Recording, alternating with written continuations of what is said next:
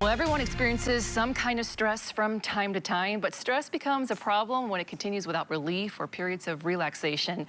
Dr. David Razuko, Vice President of Medical and Clinical Operations at Priority Health, is joining us during Stress Awareness Month to talk about the impact stress has on the body. We all feel stressed at times. It is there. Yes, we do. So first, explain what happens when we feel stress. There are different types of stress, short-term, long-term. Yeah, and really when we think about stress, we think of the negative effects, so how stress is affecting the body adversely. And really that's mostly because of our perception of the stressful experience. So what stresses you out might not stress me out, but it's the way that we think about that stress that's really important. So if we think of the stress as a threat, that's when it can actually cause negative health effects, right? We get anxious, we get sleep disturbance, insomnia. It can actually cause or predispose towards some of negative medical health effects. Things like we change our eating patterns, either too much or too little, obesity, heart disease, strokes, high blood pressure. All of those can correlate with stress over long periods of time.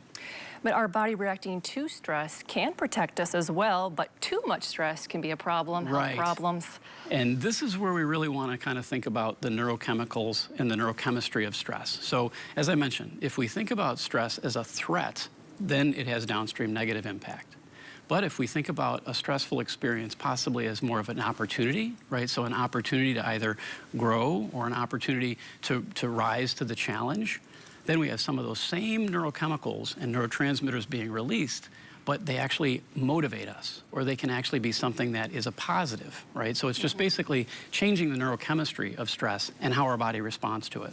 Yeah, what are the typical things people think of when it comes to reducing stress? Yeah, so we think about exercise, practicing yoga, just taking deep cleansing breaths, so belly breathe, right? Or even short meditative experiences, so a 3 or a 5 minute meditation. There are getting enough sleep. I mentioned exercise, yoga, things like that. There's a few sort of hacks that we can think about with stress as well that we shared in advance. Thinking about you can pull those up, I think. We have them here listed. Sour Patch or sour candy? Candies, etc. Weighted blankets, a cool pack on the chest, some of those types of things. Are they effective?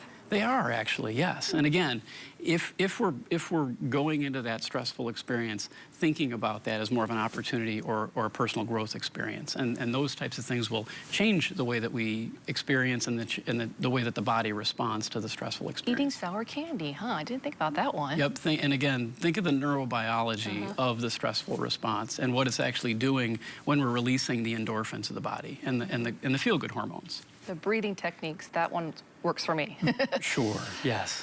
Right, deep cleansing breath. And again, what stresses you out might not stress me out and vice versa. And so again, it's really focusing on the perception of the stress itself and how we respond to that. Yeah, Doc, kind of a personal question, but for you, how do you handle stress in the office, at the job? What's your go-to? Yeah, so it really, infinite organization. So one of the things that has been effective for myself in the mornings, sort of to prepare for the day, the first thing that oftentimes folks go to are their digital tools. You're going to your phone or you're going to a computer.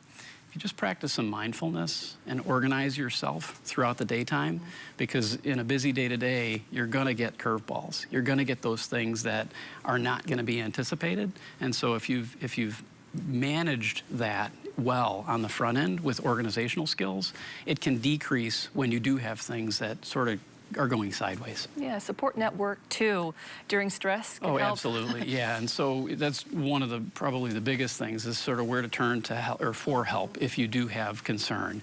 And some of the things that you may want to turn to help for would be, is this becoming a threat? Is this pervasive in my life? Do I feel in control? And if your answers to some of those are yes or no, that would be saying that maybe you do need to get some additional help. And friends, families, a healthcare provider, always a good thing to as a resource. Do you want to talk about any resources that are there for people at Priority? Yeah, at Priority Health, we do have a PriorityHealth.com has a wealth of information, not just about stress, but about a number of medical information or medical conditions as well. And you can always reach us through our behavioral health department. In the back of your insurance card, there's a 1-800 number. You can reach us 24 hours a day, 7 days a week. Awesome. Anything else that you wanted to share? Want people to know right now? Yeah. So probably one of the other things is that stress is a reality. Don't suffer alone. right?